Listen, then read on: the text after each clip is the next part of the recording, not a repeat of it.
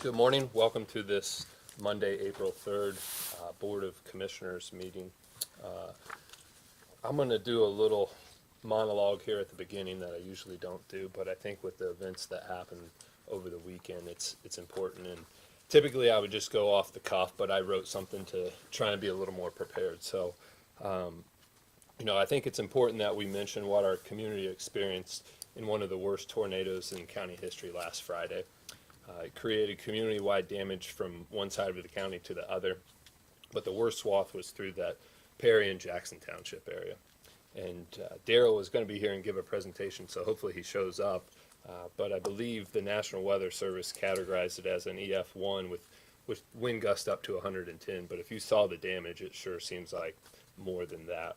The devastation that this caused citizens of Clinton County, and more specifically, my neighbors and some of my closest friends, is heartbreaking and gut-wrenching. It shows that as important and powerful as we may believe we are, that Mother Nature is always in control. When communities like ours get knocked down, we come together and rally behind each other and our neighbors to rebuild ourselves back up. It's tough, and honestly, I struggled putting these words together, what to say today, but I know we'll come out of this stronger, and I'm just praying for those that have lost so much in the blink of the eye. With that, I do think we need to thank some people and departments for their response in the time of need, and so I'll apologize right now if I forget anybody. The list is pretty long, but Renee and her team at Central Dispatch, and they had help from Tim at ACCS as some of the communication channels went down right in the middle of the storm, and so thankful for that. Daryl and EMA, to the Clinton County Highway Department, to Clinton County EMS, the Clinton County Sheriff's Office and their deputies, Frankfort Fire Department and Police Department, the Frankfort Street Department, Frankfort City Light and Power, and Duke Energy. And then also our volunteer fire departments were just huge in terms of Perry Township, Michigan, and Kirkland Township, and their timely response. So I think I speak for all of us when we say we're thankful for your service and commitment in helping your friends and neighbors in a time of need. So with that, I'll open it up for public comment if there is any. I think the only thing I would add, and well said, was our condolences to the Kincaid family from Rossville. Mr. and Mrs. Kincaid were, I believe, at McCormick's Creek. Okay. And got caught in a storm and unfortunately passed away. So, but other than that, I think you hit everybody. It was very impressive. I know I was talking to the sheriff that night. I was talking to the fire department. I talked to Renee, and they were on top of it. So, Thank you. So, with that, I'll move on to our first item, then Cindy Orm with the Paul Philippi grant. Good morning, Cindy. Morning, Cindy. What I'm here for is we just have our annual 5311 contract that needs to be signed since you all are our go-between. And if you have any questions, I'll try to answer those, but lots of signatures, and Yeah. I told her that I would be back later this afternoon or even tomorrow to pick them up, so Okay. no rush on it. Yep. So, I think this is, from what I looked at, standard, same thing we've done yeah, year over year. same thing, year after year. get the They grant. change a little bit, Yeah. but not much. Yep. So, questions or motion to approve? Well, yeah. I'll make a motion. Thank to you. approve. All right. Had a Second. motion. Second. Thanks, Motion- Cindy. Motion carries 3-0 to approve the Paul Philippi Transportation Grant. Get signatures after. Okay. Next up is, and he's not here as well, so maybe we'll circle back if he shows up and go through the Intact Management Group proposal, which is for the ADA services that we have to update. So, Rick, your turn.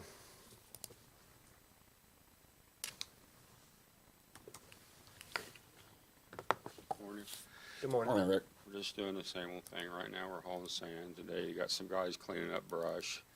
We was out Friday night, and then Saturday morning, and we came back home for a while and gave the power companies time to get their trees out of the wires out of the trees, and then we went back out and cleaned up some more trees. Got them out of the road. I got about 4 miles of road closed out west, just to keep sightseers out mainly. And anyway, that's about all we got going on. It takes some time to get these trees cleaned up. We'll work on it today and probably bird tomorrow. Okay. I'd like to, I have a gentleman I'd like to hire. He doesn't have a CDL. We have to train him. I sent Jordan the contract that we had for him to pay us back if he doesn't stay at least a year. And I just wanted everybody's permission to go ahead and hire him.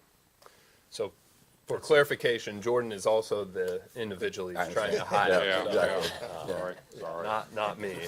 Jordan Lanham is who I'm Yes. trying to hire. Sorry. Yeah, you know, you sent the email about it the other day. I don't have any issue No, with it. Not at all. Rick has an opening and Not at all. it's putting an agreement in place that the county will pay for the CDL training. Yes. If he leaves within 1 year, then it's repaid Yes, back. the training is $2,300. He will have to go there for at least 2 days and do training in the classroom.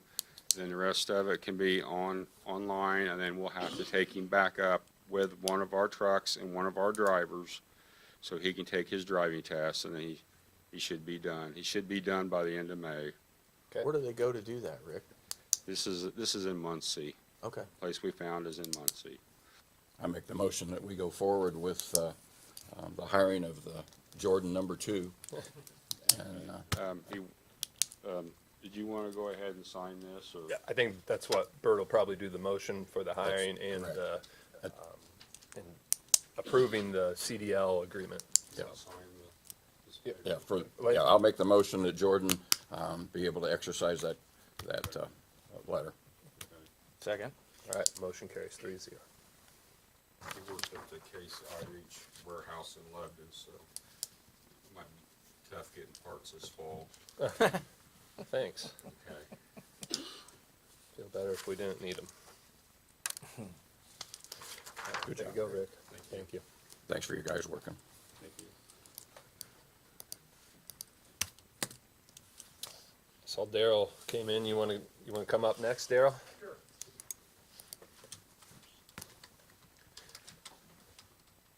Morning. Good morning. Been a long weekend. Oh, man, I bet. Week on you guys. Got it. Thank you. Thank you. You're welcome.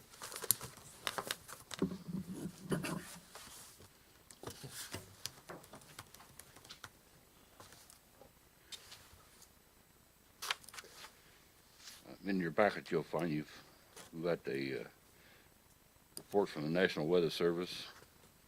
Also, a copy of all the calls during the event from Central Dispatch, and then a series of photographs that we took. This mainly was the path of the tornado. So, according to the National Weather Service's peak wind gusts were 110 mile an hour. The tornado actually stayed on the ground for 6.79 miles, 100 yards wide, which means it's about 3 city blocks. Luckily, it lifted right around Greenlawn Cemetery and jumped our county and hit Howard County, and they had 3 tornadoes there, ranging from a 0 to a 3. So we got very lucky there.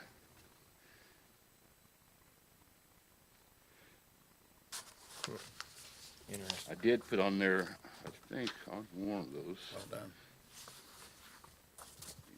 Here. Yeah, on the back page of from the National Weather Service, we have I went and did the research on how many tornadoes actually been in Clinton County. It's on that second page, and the last one we had was a forest, I believe, that touched down at the fire department. And a lot of these are reported tornadoes. It doesn't mean it's actually touched down on the ground, but this one, as far as I remember, in my 28 years with the fire department and 15 years at EMA, was the most devastating one we've had in that period of time.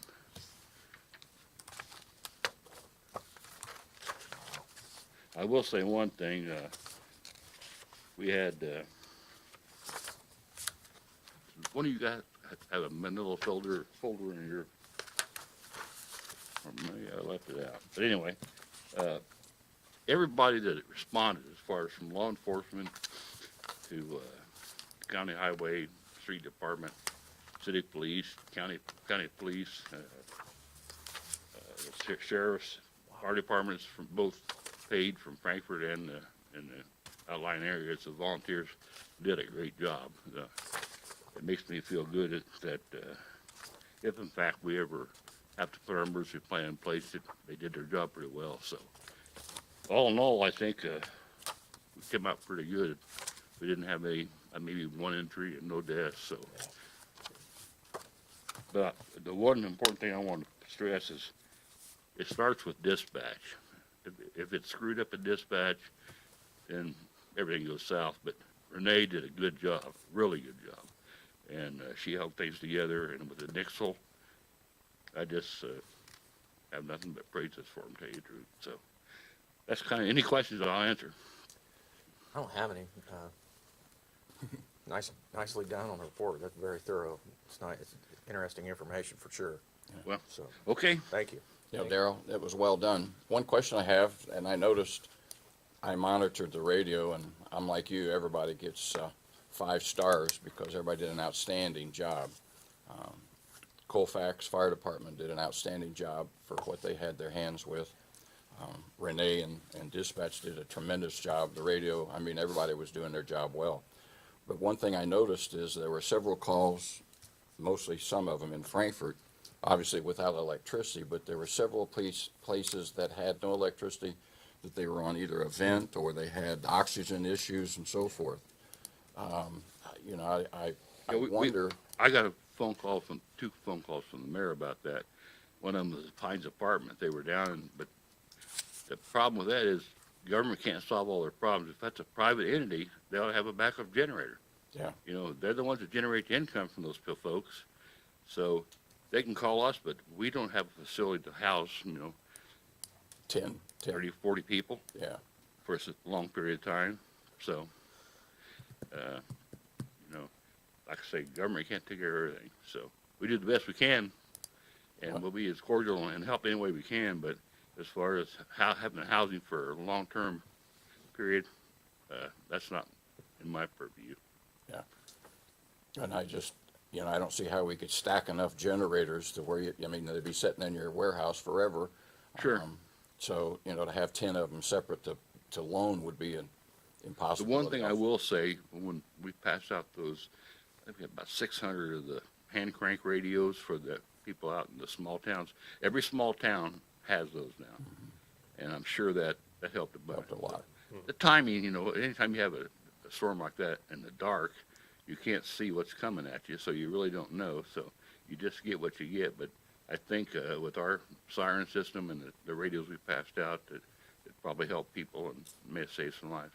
Yeah, I think most people were prepared and were able to get out of the way. And ironically, most of the people I've spoke to all were in the basement. And most of the time, some of those people I spoke to usually don't go to the basement. They're taking pictures, So, Well, it had the potential of being far more serious, and yes, so it did.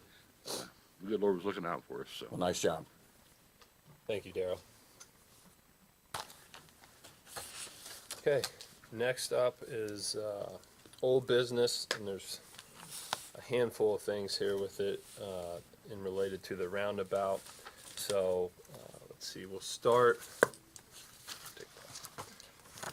We need to start with, there's 2 statements of the basis for just compensation, which are the offers to Good Oil Company for the purchase of the right-of-way acquisition, as well as for the damages for their building. So we've made both of those offers to them. These are just similar to what we did with the other parcels, bringing it before us to approve so that it can be kind of officially done. So I guess we'll see if there's a difference. Yeah, so we'll do the first one, which would be parcel 2C/2G. We'll approve it, and then we'll approve 2, 2A, 2B, and 2H. So I'll make a motion to approve the statement for just compensation for 2C, or I'm sorry, specifically parcel 2C and 2G. Motion second. All right, motion carries 3-0 on that. And then here is the second portion of it. Okay, I'll make a motion to approve the statement of the basis for just compensation for parcels 2, 2A, 2B, and 2H. Motion second. All right, motion carries 3-0 for that. All right, now Chris Wheatley's here from BFNS, so I'll have him run through some of the items with the actual roundabout bidding. Thank you. First, you have before you the notice of award. The project bids were open on February 7th, and I've attached the evaluation of bids and the bid tabs. And the lowest responsive and responsible bidder was Milestone Contractors with a bid of $4,807,725. So the notice of award would be for that contract amount and for your approval. Okay, so we have three items with this. We have a notice to award. We have the agreement between the owner and contractor for the construction contract. And then lastly, we have the notice to proceed. So we'll need three separate motions, and I believe we can we can approve all three, but do the notice to proceed contingent upon working out some of the conversation on the right-of-way discussion after the fact, so. Any questions for No. Chris? I have none. No. Okay, I'll make a motion to approve the notice to award. I'm sorry, notice of award. Okay. Second. Okay, motion to approve 3-0 for the notice of award. Okay, I'll make a motion to approve the agreement between the owner and the contractor for the construction contract. Second. All right, motion carries 3-0. Okay, next I'll make a motion to approve the notice to proceed. I'll make a motion to give Jordan the authority to sign the notice to proceed, or do we all have to sign it? We all do. All right, well, we'll just do it contingent upon working out the details with Mr. Good. Okay. I will second Josh's. Okay, motion carries 3-0 on the notice to proceed. Okay, And I also have a change order for this, which is a deduct to the contract. And this was deducting some water main relocation that we anticipated would need done, and the pothole information to actually determine the depth of that didn't come in until after the bids were received. And we were able to work out a redesign, and Frankfurt Utilities was approved that, so we could eliminate that relocation. So this change order deducts $255,420.32 from the contract. okay. Do we need any action taken on that, or you just? Yeah, Okay. you'll need to approve it. Okay, all right, so we'll approve the change order for the deduction for the relocation of the water. So moved. Second. All right, motion carries 3-0 to approve the change order. Thank you. Okay, all right, thank you, Chris. Comment. Yeah, All of this procedure seems quick, but this has been something that both Jordan and Josh have been working with along with other people for quite some time. So it seems like it took us 5 minutes, but at the same time, it's taken these gentlemen several years of negotiations and details and back and forth. I think both of you need to be committed for the 2 years look ahead. And then thank you for all of the changes that you've gone through too. So it seems like this was a quick deal, but it's not. It just didn't happen overnight. It's a case of that you guys have been working with these details for almost 2 years. So, Probably longer. yeah. yeah, I mean, this is part of the larger project that was the relocation of 800 on the west side of 65, and then the updating of the intersection on the east side of 65 for 800, and probably started in 2018 or 19. Yeah. So, Well, my kudos to all of you who have been involved in this for such a period of time, because it took us 10 minutes to approve this, but it's taken several years' worth of many, many meetings and direction. Yeah. You can go ahead, President Dunn. Yep. So, with regard to the financial aspect of the contract, as you know, from the time that this project was envisioned and began its design, we've had an unprecedented period of inflation that made the project come in at a much higher bid level than I think we expected when we began the project. So to cover some of that cost overrun, one of the things one of the pots of money we're gonna have to utilize is some of that remaining ARPA money. If you'll remember that the county received $6.3 million in total. We had committed $5 million to the annex and courthouse project, leaving some strategic reserve, I think with this project in mind, knowing that costs were trending higher. So one thing, and I wanted to bring it up today, I don't know that it requires action today, but because we're having this discussion about the project, we'll need to have the commissioners amend the ARPA ordinance to include that one. We're budgeting 1 million of the remaining 1.3 million in the ARPA balance towards this project. So the commissioners will need to amend the ordinance, and then the council will need to follow up with the appropriation of that money. So I don't know, Tom, whether they can do that now without an amended ordinance in front of them, or whether I guess I'm letting you know that we'll need to do that here at some time in fairly short order. We should be able to get it amended and put on the agenda for the 18th. Yep, okay. Just wanted, I wanted to bring that up now while you were discussing the contract. Thank you, Alan. Thank you.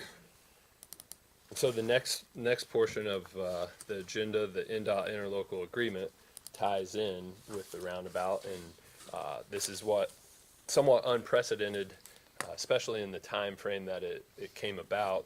But we now are partnering with NDOT, where they are going to contribute $1.5 million to the roundabout construction, as well as pay the inspection fees for it.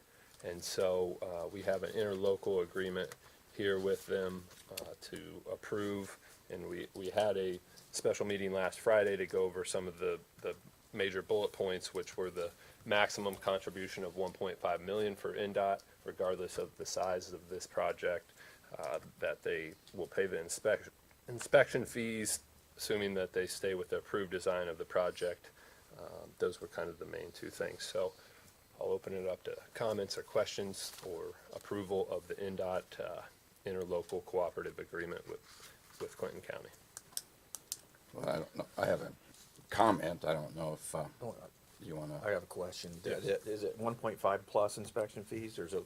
Is Correct, it really? yeah. Wow, that's Yeah, huge. so it's 1.5. We will send them an invoice for the $1.5 million, and then they will, we're still working out the inspection fee portion, whether they're gonna do it in-house, but we should have a deduction that don't know the exact amount today from our inspection cost that was in the total project cost That's as awesome, well. because inspection fees are Couple $100,000. Thousand. expensive. Well, my comment again is obviously 1.5 million is nice to have the state step up and help us with, but that wouldn't have happened if you gentlemen hadn't have kind of pushed the envelope and gone back to the drawing board and said, hey, we need your support also. So kudos to you for pushing that through, Mr. Jordan. Thank you. So. I'll entertain a motion if we have one. I'll make a motion to approve the interlocal agreement with NDOT. And second again. Okay, motion carries 3-0 to approve the interlocal agreement. And so I'll kind of summarize a few things, because I know we have had a lot of naysayers on this roundabout project and questioning what it does and why it's happening. And it's ultimately an economic development tool. Banderas Point, I can feel pretty confident in saying that would have not come if we didn't have the roundabout. There's now been, since that announcement of the roundabout, multiple things in the pipeline for economic development of that area, because the interchange as it is now is inaccessible to the north and can't be developed, and so this is allowing access to the north. So the other thing I think I need to mention, in particular with the interlocal agreement, is that it really was a team effort, and we have to give a lot of credit to Senator Buchanan, Representative Ginda, as well as former Senator Brant Hirschman, and all of their help in going to bat for Clinton County at the legislative level. But the one person that really stepped up for us was Lieutenant Governor Suzanne Crouch. And she saw the vision and how important this was to our community. And as soon as she got involved, this thing started rolling. And so anyone sees her at an event, because she's active in our community, thank her, because this would not be possible without her. Okay, next up, they're kind of two items that are lumped together. We have a DLGF report and an I-65 parcel list. We really just need to address that we receive these and have it in our minutes. It's related to the redevelopment commission and the TIF district. So it's their kind of the annual summary of the revenue the TIF district received from the taxes, as well as what parcels are included in that. It was on our drive. It's I'm not gonna spend a lot of time reading through it because it's a lengthy. yeah Yeah. read. yeah, it's a long list, but we just have to acknowledge for the state that we have received those documents and they'll be in our minutes. So with that, we have them in our minutes, so I don't think we have to take any action on that. Okay, next up, department head reports. Do I have any department heads? Morning, Renee. So just kind of a little bit from Friday night. I know, I was mentioned, my staff, I couldn't be more proud of them, I want to specifically mention them. We had 3 on, one was on vacation. When I left home to head in, I called our on-call to have them help. But on duty was Ashlyn Orem, Gloria Leonard, and Jennifer Sullivan. Caitlin Smith came in. She was the on-call. She was there by the time I got there. I sent out another text asking for help. I mean, they were inundated, Sure. We take all the calls. The responders only take the 1 call, 2 call, as we give them. Sabine Grice and Michael Klauser came in off duty. They were scheduled to work. Sabine had to work the next morning, but they came in for a few hours and helped and made the extra phone calls, calling County Highway, Duke Energy, City Light and Power, doing those extra things. It was chaos in there. I tell all of our new people when we hire, we could have a storm come through and maybe it's a 30-minute storm. Us, along with all the responders, it's hours, or like this, days of playing catch up. They were busy all day Saturday still taking calls. So I couldn't be more proud of our staff. I just looked at them, what do you need from me? Because they had it under control as much as they could. It was nonstop phones, nonstop. They wouldn't stop ringing. You can't make outside calls, from the dispatch when your phones won't stop ringing. Right. You can't get an outside call. People don't know what that's like till you're in that. So I'm very, very proud of them and what they did that day, that night. Next week is National Public Safety Telecommunicator Week, so the 9th through the 15th. So that will be a week of recognition of our staff. So You we say will that's be next week? yes, Okay. yes, and so we will be recognizing them all next week. The other thing, let's see, this Wednesday.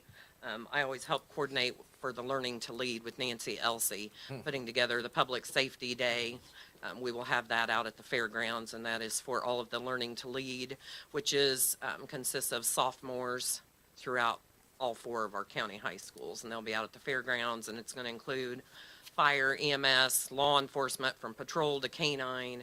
The city police has a, I forget what it's called, but they bring in it's a mock video thing that they can do, dispatch. So we have all of those throughout the day. It's usually from 8:30 till about 2, so that's on Wednesday.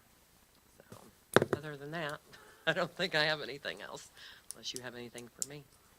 Just our sincere gratitude at the job well done. Yeah. So, Same thing, Renee. You guys, I listened to it until 3 in the morning, and you guys did an outstanding job. Yeah. Your employees did an outstanding job. Yes, they did, they did. And not to continue to hit the same thing over the head and stuff, but kudos to all of them Yeah. for going above and beyond, quite honestly. Yeah. So, well done. Yeah, thank you. Thanks, Renee. Yep. Any other department heads? Steven?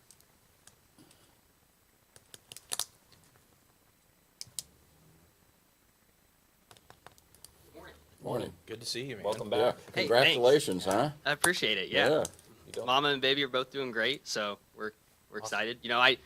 On Friday paid attention on the CAD, not so much the radio, that those tones would wake a baby, and I'm not risking that, So, but very proud of blame you there. everybody. Dispatch was swamped all night. I can only imagine the stress they went through, but great job. And thank you for keeping us all connected. So, I want to offer a little bit of context. It's been 2.5 months since this occurred, but I'm glad Alan's here. There was a council meeting on January 18th in which a new plan for EMS was presented, and then there was conversation that took after that. Throughout that conversation, I ended up saying something that was hurtful, and I wanted to take a moment to publicly apologize for that. So, at that meeting, I was attempting to praise the commissioners and the council investment into our county EMS. While doing so, I compared our agency and our county to our neighbors of Tippecanoe County. I failed to effectively communicate my intended message, and in doing so, I said things that hurt members within that agency. What I said was not intended to be malicious, but regardless of my intended message, what I said was inappropriate and harmful. I'm grateful for the conversations that I've had with John Zartman and Courtney Carter, the Director and Operations Manager of Tippecanoe County. For the members of Tippecanoe County that I have not reached, I am sorry. This apology does not come out of fear for repercussion, but out of sincerity. I found it appropriate, given the hurtful comments were made publicly, the apology must also be public. In conclusion, what I said was wrong, and I'm sorry. Okay. Well, thank you. Yeah. It's bold of you and shows your character to step up and do that. So well I'm sure done. they will appreciate that. Well done. Do you guys have anything for me while I've been gone? No, I'm just surprised Are you- at how peppy you look. Yeah. Coffee, lots of it. I was just assuming you're ready to take your vacation now or something? Is Yeah, that- another to 6 rest weeks up? off, yeah. Yeah. Some of the staff, they kept saying, oh, you're on vacation. It's like, Yeah. you guys had kids? Yeah. It is not a vacation. Yeah. Trust us, we all remember. Thanks, guys. Yeah, thank you. Any others? Rodney? Anything? Quick, I have extended an offer for a replacement for the food inspector's position, so, Good. we have a new individual coming on board, next Monday. And I am advertising for our environmental health division of my health, so.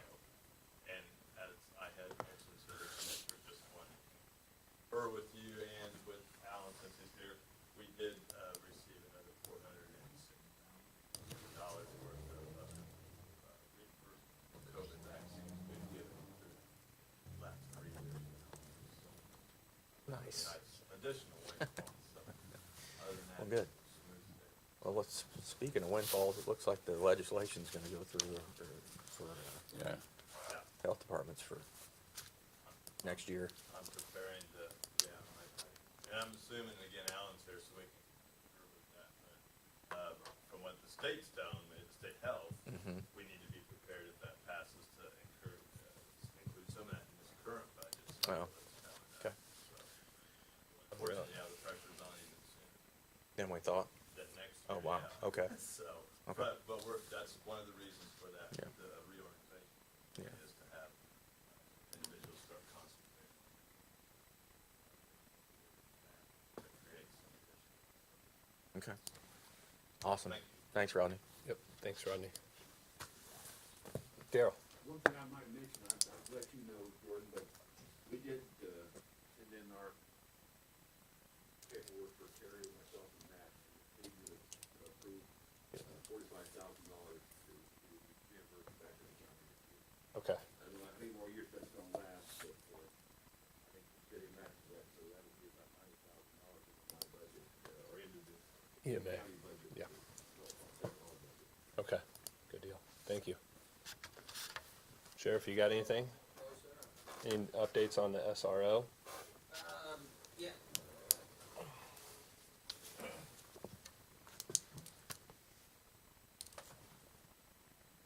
The only update that I have for the SRO program at Clinton Central, Clinton Prairie will be the assignment of 2 deputies, one to Clinton Central, one to Clinton Prairie, until we can get through the rest of the work. With knowing what we had the last 2 weeks, I don't think this is a time to not have officers in our schools. And it's a part of what we've done. We have arranged schedules, things like that at the sheriff's office, but we're going to have 2 SROs out there. They're going to be permanently affixed until we can work something out with budget to replace those folks or anything like that. And they're still willing to pay their salaries. So that's something that, you know, we'll have to take into consideration, that the schools are still willing to replace those salaries. So it's something that I think is absolute and has to happen. And we're going to move forward with that through the sheriff's office. And hopefully you'll see the need, and we'll be able to find the funds to make the replacements of those guys on the road. But they will be available. I mean, they're going to be available for emergency calls, things like that, whether it's weather or criminal or anything else. But their priorities for those two deputies are going to be at the schools. So Okay. what, Go ahead, sorry, Josh. so what do we need to do to get that done? Well, the schools already have the funding Okay. for the salaries. Okay. We will, I mean, so it's kind of a bonus right now to the county where we're going to get their salaries compensated. We're only covering those two on their insurance, their benefit I see what you're packages. saying. So you're not actually hiring No, additional. we are not. I would love to replace those two, to replace them out on for coverage. And that would be the cost at the max, $84,000 to $87,000 that we would have to do, because we've already got the salaries compensated. So, 84 per? no, 84,000 for That'd two cover both of them. deputies Okay. if we went through a new hiring process. And, you know, and we would have their salary as well. Oh, okay, I see what you're. But what I'm saying is we're putting two officers in the schools, and then we would have the ability, we already have their salaries compensated for. We're paying their benefits, and then pick up two new deputies that would cover, you know, and that's the cost of, you know, salary and their benefits. But I think that, you know, we can look at that, and I think council can look at that, and we can find the fund to take that from. And, you know, and it's like anything else. We do provide, you know, there is quite a, you know, we can look forward to the federal inmate program to compensate that. The schools are going to work harder at their grants, I'm sure, their safety grants that they get through the state, and they might be able to pick up the entirety of their costs within the next 2 years through the grants, you know, and that's going to be on the schools to work on that end of it. But I think they'd be interested in doing that and being able to handle that. So, I mean, So they have the funds right now to pay the salary? pay the salaries. Well, not to put anybody on the spot, but I haven't really talked to anybody about this. But why can't we go ahead and hire? two So more deputies? it's all been, we've approved it. Yeah, that- Go back to, Yeah. it was November 7th of 2022 at our meeting. Rich Yeah, wasn't absolutely. there, but Ashley and Sean were there. But I think the real sticker is the schools. They're the ones that won't agree to it's not, for the first time, I might be able to say it's not me, that won't agree. I wasn't suggesting. And it's like anything else. I think it's the contact with the schools, their attorneys. And what I was told was, no, they will not do the signatory lines with county. And they're dealing with me, and they'll only deal with me. And that's where I'm at. And, you know, I'm not going to force the schools, and, you know, I can't change I'm not going to work to change their minds. But I will, you know, I do see the need to put SROs at those two schools. This morning, Clinton Central, already 2 calls to service before 9 a.m. Oh, yeah, I get, So, I mean, anytime you guys are there, I get a picture from my son. hey, Dad, absolutely. what are they doing here? I'm like, You know, "I so, don't know, and I'm working. And the other part of it is that we definitely need to embed those deputies in those schools, because it does just what it's supposed to do. It creates a relationship with the children and the old, and I don't want to call a senior in high school a child, but it is, you know, it develops a relationship. So, you know, those are the important things that, you know, we look at as a community that would reduce the calls out there, because they know there's law enforcement there now. Okay. So I just want to make sure I understood. So it's all on the schools Yes. that are balking at Signing the any MOU, agreement. having the county who has the liability, because there's technically no employee of Clinton County Sheriff's Office. They're an employee of Clinton County. They work for the sheriff's office. So the schools are the ones that are throwing a fit at that, if I'm understanding. I wouldn't say throwing a fit. They just, and I don't really want to speak for them. And I think that's something that they need to answer, not me. Because what I was told was a no, and that it deals with their insurance, it deals with a few other things that are out of my reach. I would like to also say that the State Board of Accounts is on me for every single contract that is in and active right now. And they told me every single contract needs to go through our commissioners. So if Clinton Central's attorneys have a problem with that, we probably need to have them talk to the State Board of Accounts, because I am also getting in the middle of who signs what. Welcome. So, I mean, you know, so I think it's a lot more conversation that is beyond my position, is beyond commissioner's position, even fiscal, and, you know, for you as the auditor. And, you know, and it's something that, you know, I wish that there was a simple answer to, but there's not. But at this point in time, I do believe that we do need to commit to that, and they do have the funding for the salary. So, you know, that's something that I was going to bring to Alan probably at the next meeting, and talk to them about that. And, you know, and it's something that is important, that if the county can be reimbursed for their time out there, then I think so. But I'm not the person you got to convince. I'm sorry, will these be employees of the county? They're sheriff's deputies. So I only speak for the HR side. I will need a job description, and that needs to be started soon. And I do have like a sample one, if I could send that over to Sure, you can send it to me. And maybe we could tweak it a little bit. And then also on the contract, am I the one who needs to invoice the schools? How is that going to work? And do I need to do it maybe quarterly? Well, that's something that we've talked to the schools about, and they'll let me know. But as of right now, they are just out there at the schools. That's their duty assignment. I kind of feel So, like, though, that If the county will accept reimbursement, then I guess we'll move forward to the next step of finding out when you want to do the billing.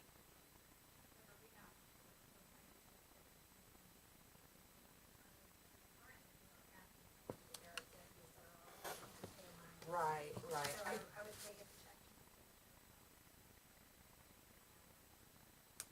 Okay. I feel like that I've been left out of some of that conversation. I just want to make sure that I understand, and if I need to do the invoice to the school, are you going to do that? Okay. So I think, you know, there's going to be a lot more conversation regarding it. I mean, but I think the need out right now on the level of protection and security at the schools, we're going to assign deputies out there. And those deputies will be there. And, you know, as far as reimbursement, things like that, or the salary, anything else, that's something that, you know, you can have the county attorney make the phone calls to their attorney, and I think that's where that starts. And if they've already had that conversation, I'm not sure. They haven't. Okay. They haven't had that conversation. I mean, that was when I reached out to talk with Tanya, your guys' Yeah, attorney, absolutely. to get what the county needed to put in the agreement, and that was all Right. that it was, from a liability standpoint, from a benefits standpoint, from an invoicing standpoint, all of the kind of nuances that get left out in agreements that are important to making it function and flow correctly. President, go ahead.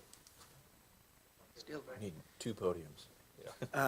So from the council's perspective, we did vote also 7-0 to move forward with the program contingent on there being an acceptable agreement that the commissioners would sign.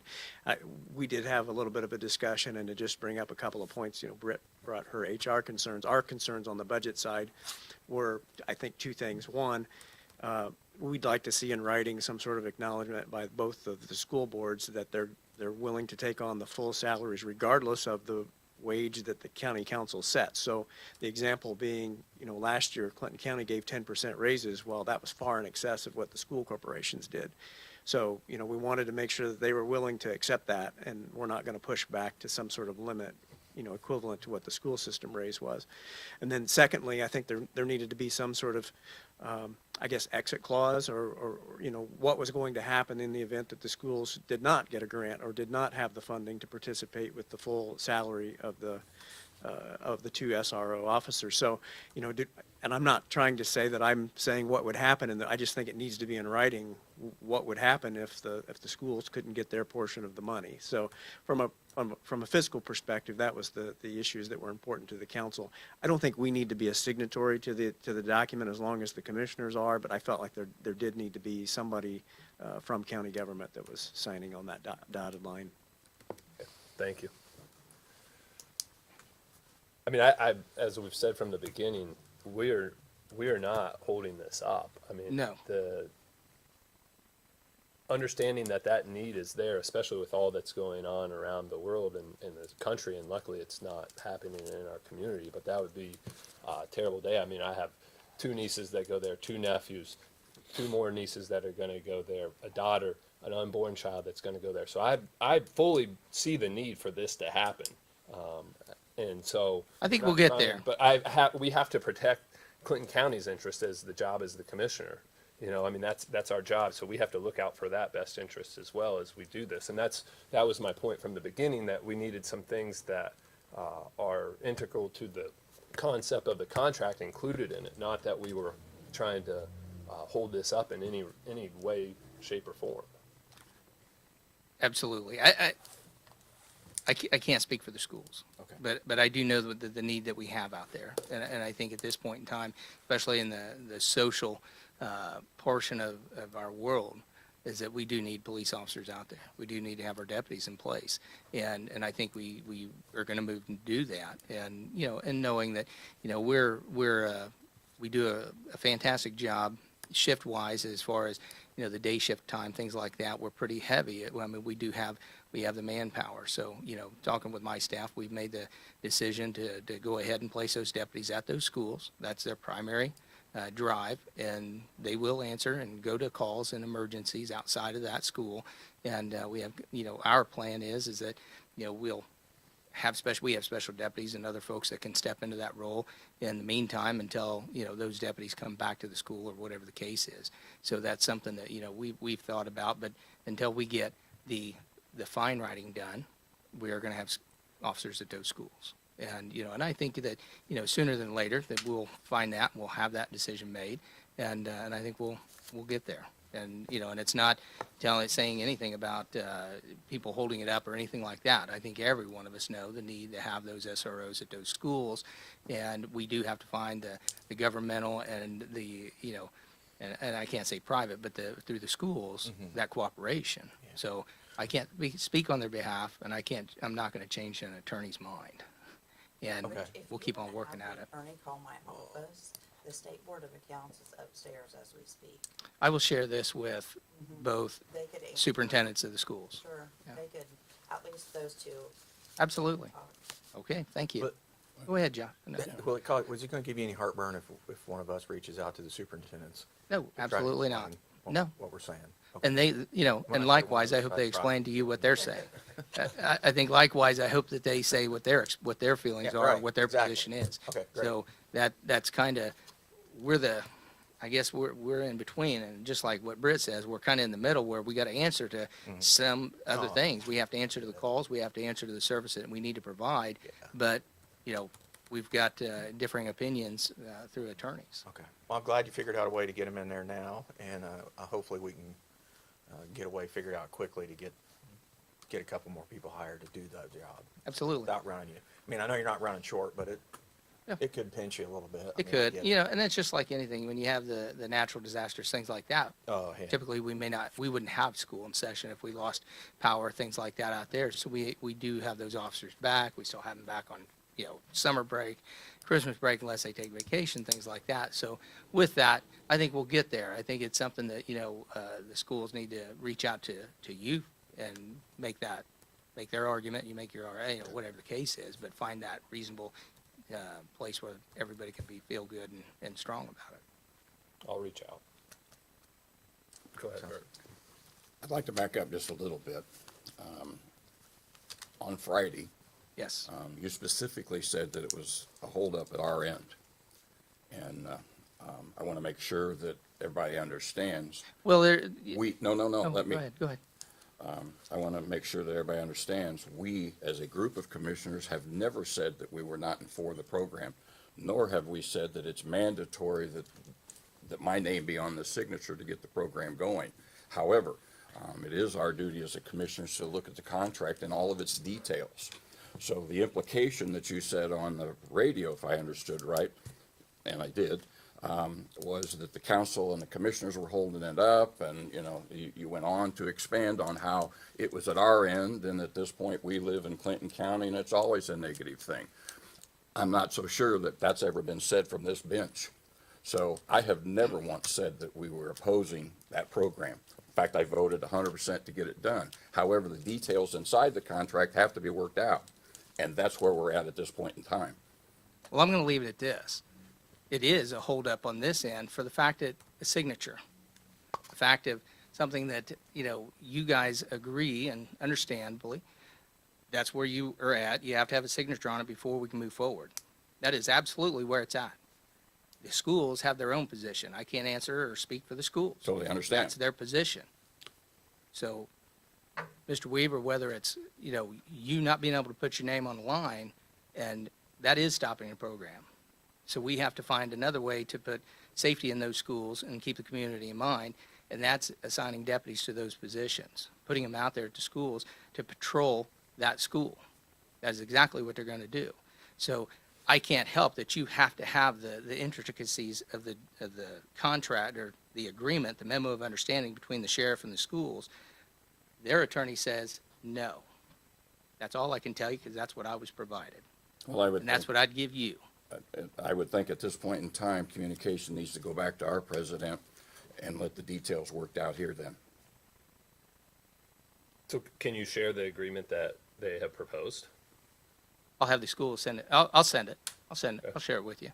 But it's their proposal, and without, the agreement and the understanding that, for payment or anything like that, that's why I've just made the decision that I'm going to assign the people out there, and they are going to be there during the patrol hours until all of this can be decided. Whether signatures need to be on the lines or not, or whether the county has the overwatch on that or not, that's a decision I can't make. That's a decision that schools have made. So that's with the schools. Okay. We could spend more time Yeah, on we this, can. but we'll So- move on. We'll get to, and that's like anything. It's not about anything but putting people out there and being able to do it in the fiscal management and watching, the benefits and the money and things like that. The schools have made a commitment to find those salaries, things like that, and I think it's a small price, a small buy-in to have that type of security out there and to be able to put more officers on the road. So, thank you. Thanks. Any others? Just one quick Renee. update that came. I just had dispatch send a nixle out. I received an email from NDOT. They're making, at 10 o'clock, they're going to make an emergency stoppage on I-65 with state police. So I heard about from near 500 South, so they can move power lines to get power restored to the Clinton County residents out in that area that have been without power since the storm. So they're saying they anticipate hopefully 20 minutes, but it'll be a short, but hopefully get their power restored. Okay. Yeah, isn't that crazy?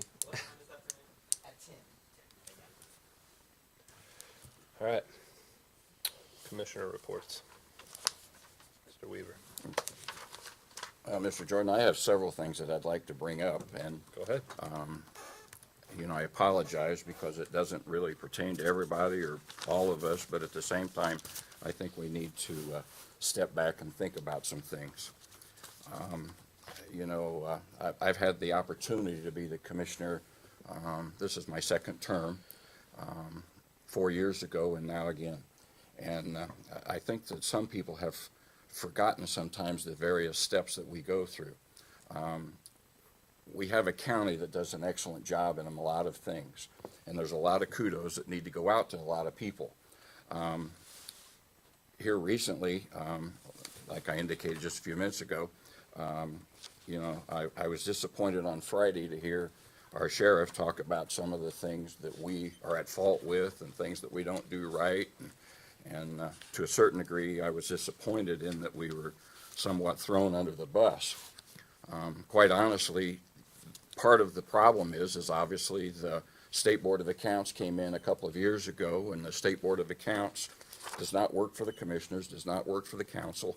State Board of Accounts is an auditing function of the state of Indiana, and they do this throughout the entire state. And they audit all departments, not just the sheriff, highway, everybody else gets scrutinized probably once or twice a year.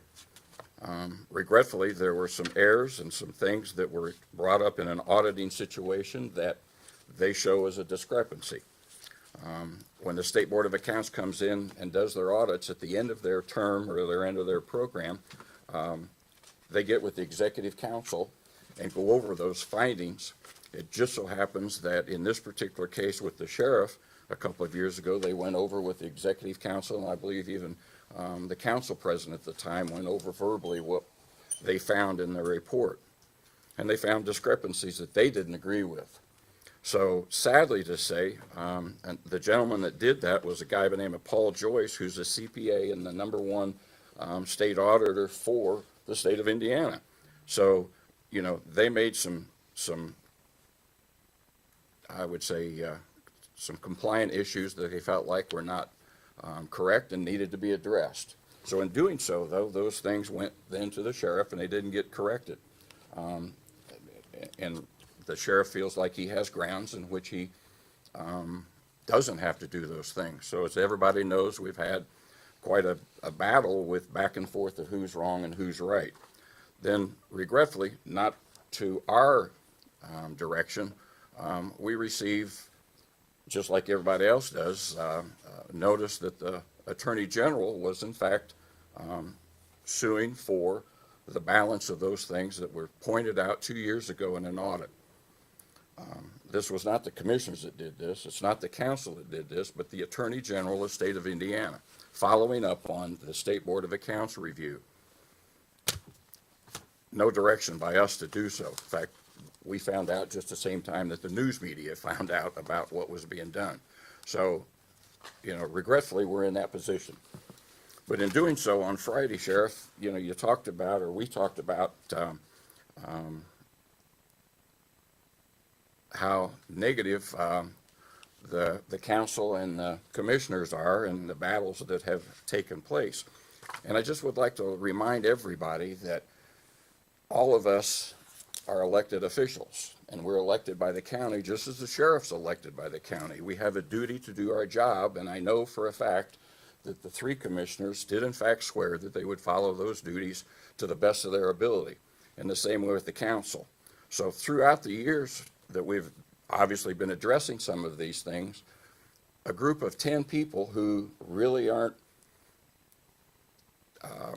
although we're acquaintance friends, it's not a conspiracy on some of the things that we address. We simply speak our mind, the council and the commissioners, go back and forth on these articles and these situations, the problems that come up, and we address these things on a one-to-one.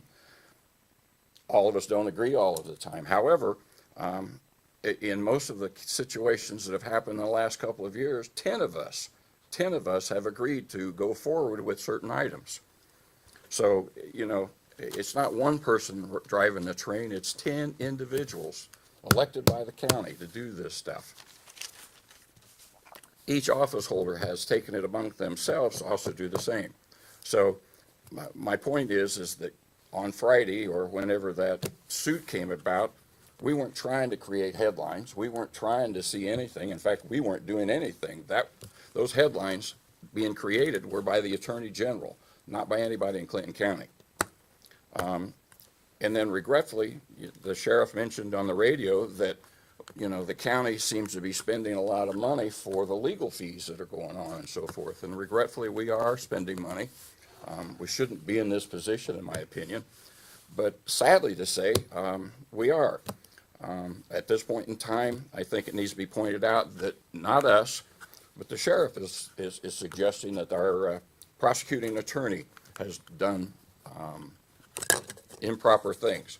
And so at this point in time, our prosecuting attorney is being sued. Our county attorney has been sued.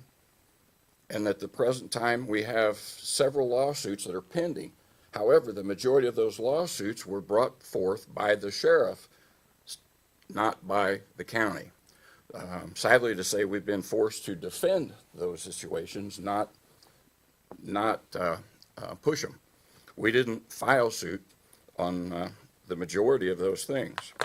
So, you know, when we talk about, well, look how much money we're spending as a group, I think this group is defending the county and the taxpayer money, not trying to throw rocks at somebody else.